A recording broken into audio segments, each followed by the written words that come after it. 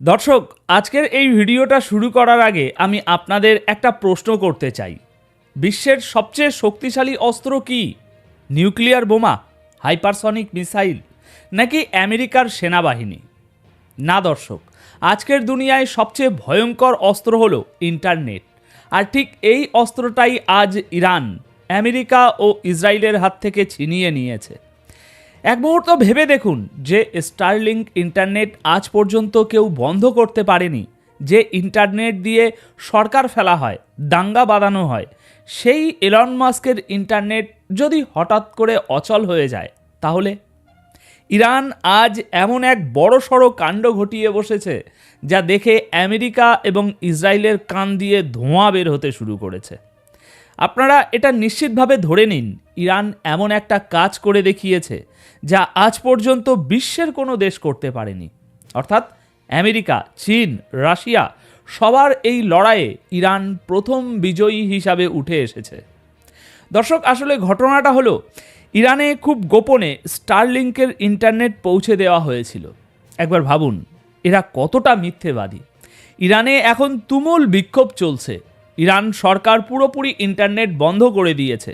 না আছে সিগন্যাল, না মোবাইল নেটওয়ার্ক, না ল্যান্ডলাইন, কোনো কাজ হচ্ছে না।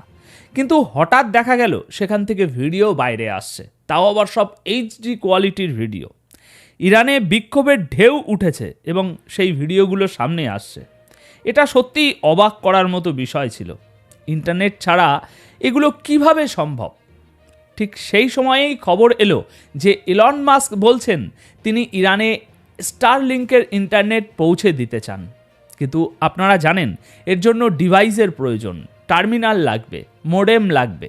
আপনি যখন জায়গায় জায়গায় এই ডিভাইসগুলো পৌঁছে দেবেন, তখনই এই কাজটা হবে।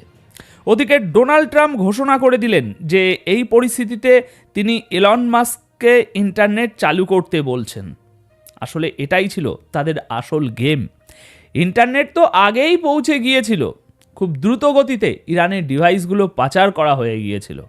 কিন্তু আজ ইরান যা করেছে তা অকল্পনীয়। ইরান এলন মাস্কের সেই ইন্টারনেটের 80%ই আজ ব্লক করে দিয়েছে। প্রথমে 30%, তারপর 80%, এবং সম্ভবত আর কয়েক ঘন্টার মধ্যে তারা 100% ইন্টারনেট পুরোপুরি ব্লক করে দেবে। এটা ইসরায়েল এবং আমেরিকার জন্য এখনও পর্যন্ত সবচেয়ে বড় ধাক্কা। দেখুন, 2-3 ভাবে তথ্য বাইরে আসতে পারে। হয় কেউ বাইরে থেকে ইরানে গিয়ে ভিডিও করে প্লেনে করে অন্য দেশে এসে আপলোড করছে, কিন্তু এটা সহজ নয়, কারণ ভিডিওগুলো লাইভ আসছিল আর ইরানের ফ্লাইটগুলোও তো বাতিল। তাহলে ভিডিও আসছিল ওই ইন্টারনেট ব্যবহার করেই। এখন আসল প্রশ্ন হলো, এলন মাস্কের এই শক্তিশালী স্যাটেলাইট ইন্টারনেট ব্লক করলো কিভাবে ইরান? তাদের সাহায্য কে করলো? চীন নাকি রাশিয়া? এদের যে কোনো একজন নিশ্চয়ই সাহায্য করেছে, যার ফলে এলন মাস্কের ইন্টারনেট আজ ইরানে অচল হয়ে গেছে।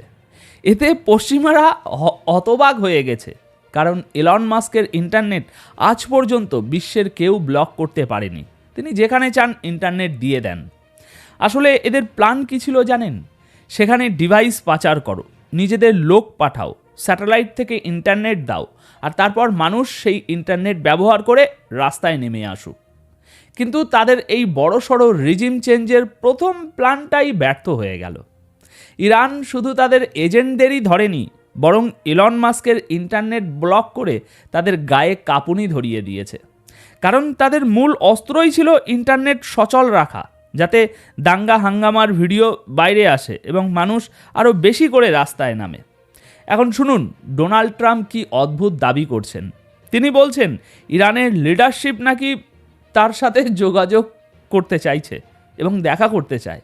কিন্তু মজার ব্যাপার হলো, ট্রাম্প একই সাথে বলছেন ওরা আলোচনার জন্য যোগাযোগ করছে ঠিকই, কিন্তু আমি বলে দিচ্ছি আমি দেখা করার আগেই ইরানের উপরে হামলা করব। মানে ভাবুন একবার। অথচ আসল সত্য হলো, মাত্র 2 দিন আগে আমেরিকাই তৃতীয় একটি দেশের মাধ্যমে ইরানের সাথে যোগাযোগ করার চেষ্টা করেছিল, যা ইরান সরাসরি প্রত্যাখ্যান করেছে। আর এর সোজা অর্থ হলো, চীন এবং রাশিয়া এখন ইরানের সাহায্যে কোমর বেঁধে নেমেছে। দর্শক, সবচেয়ে ইন্টারেস্টিং বিষয় হলো ডিভাইসগুলো, মোডেমগুলো কিন্তু ইরানে পৌঁছে গেছে।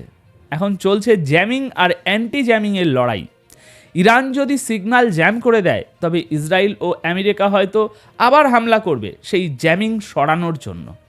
কিন্তু মনে রাখবেন 2025 সালে যে যুদ্ধ হয়েছিল সেখানে প্রথম দিনই ইরান তাদের সব সিস্টেম জ্যাম করে দিয়েছিল এবং 18 ঘন্টা পর মিসাইল মেরে সব তছনছ করে দিয়েছিল। ইরান যে এলন মাস্কের ইন্টারনেট আটকাতে পেরেছে এটা আমেরিকার জন্য অশ্লীল সংকেত, কারণ তাদের পরিকল্পনা ছিল ভবিষ্যতে যে কোনো দেশে সরকার ফেলার জন্য তারা স্যাটেলাইট ইন্টারনেট ব্যবহার করবে। কিন্তু ইরান যদি এটা আটকাতে পারে চীন বা রাশিয়ার প্রযুক্তিতে, তার মানে চীন রাশিয়া অন্য দেশকেও এই প্রযুক্তি দেবে। এর ফলে পুতিনের রাশিয়া বা অন্য কোনো দেশকে আর এভাবে বিপদে ফেলা যাবে না। ইসরায়েল এখন চাপ দিচ্ছে হামলা করার জন্য, আর ট্রাম্প এখন পারমাণবিক আলোচনার কথা বলছেন। আরে ভাই, আপনাদের কথা অনুযায়ী তো গত বছরেই আপনারা ইরানের সব নিউক্লিয়ার ফেসিলিটি ধ্বংস করে দিয়েছিলেন। আপনারা বলেছিলেন ইরান আগামী 35-40 বছর আর মাথা তুলে দাঁড়াতে পারবে না। তাহলে এখন আবার কিসের আলোচনা? তার মানে আপনারা মিথ্যে বলেছিলেন। ইরানের নিউক্লিয়ার ক্ষমতা পুরোপুরি সুরক্ষিত আছে, আর সেটা সুরক্ষিত আছে বলেই তো আপনারা এখন সেখানে সরকার ফেলার চেষ্টা করছেন। যাই হোক, ইরান তাদের প্রথম বড় ধাক্কাটা দিয়ে দিয়েছে দর্শক। এখন দেখার বিষয় ইসরায়েল ও আমেরিকা কি করে। তবে একটা কথা মাথায় রাখবেন, আমেরিকা বা ইসরায়েল যদি ইরানের উপরে হামলা করে তবে ইরান চুপ থাকবে না, তারা পাল্টা আঘাত বা রিটালিয়েট করবেই। আর ইরানের এই পাল্টা আঘাত হবে ভয়াবহ। ট্রাম্পকে এখন নিজের হাজার হাজার সৈন্যের কথা ভাবতে হবে, কারণ ইরানের মিসাইলগুলো আমেরিকার ঘাঁটি এবং ডিফেন্স সিস্টেম ভেদ করে আঘাত আনতে সক্ষম।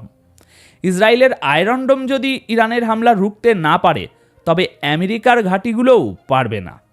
সব মিলিয়ে বর্তমান পরিস্থিতিতে সবচেয়ে বড় টার্গেট বা নিশানায় আছে খোদ আমেরিকা এবং তাদের সহযোগী মুসলিম দেশগুলো, যারা আমেরিকাকে ঘাঁটি ব্যবহার করতে দিয়েছে।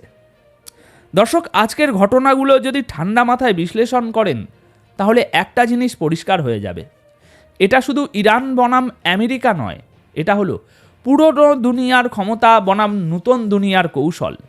আমেরিকা ভেবেছিল ইন্টারনেট থাকলে সরকার ফেলা যাবে, স্যাটেলাইট থাকলে সব দেশের মাথার উপর বসে থাকা যাবে। কিন্তু ইরান আজ দেখিয়ে দিয়েছে প্রযুক্তি থাকলেই শক্তি আসে না, শক্তি আসে রাজনৈতিক দূরদর্শিতা থেকে।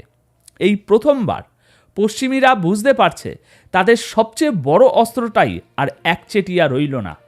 যারা আজ ইরানকে ছোট করে দেখছে তারা ইতিহাস থেকে কিছুই শেখেনি, কারণ মধ্যপ্রাচ্যে যে দেশকে যত কোণঠাসা করা হয় সে দেশ ততটাই ভয়ঙ্কর হয়ে ফিরে আসে।